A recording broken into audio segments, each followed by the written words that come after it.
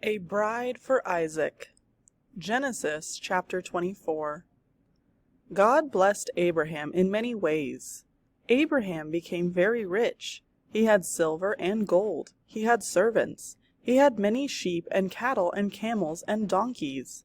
His son Isaac grew up to be a strong young man. Now it was time for Isaac to take a wife. So Abraham called for his most trusted servant. I want you to go to my homeland, Haran, and find a wife for Isaac. He gave the man 10 camels. Each one carried bags of gifts to give the family of Isaac's bride. Camels. In those days, people often used camels to transport goods over long distances. Camels could travel much farther with less water than donkeys.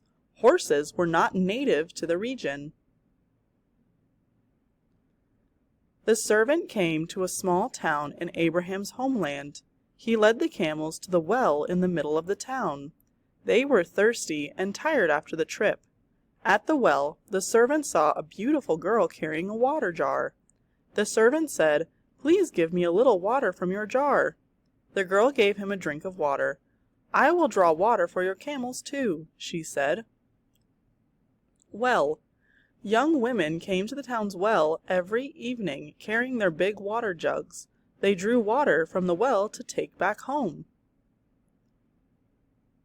The servant found out that the girl's name was Rebecca, and she belonged to the same clan as Abraham.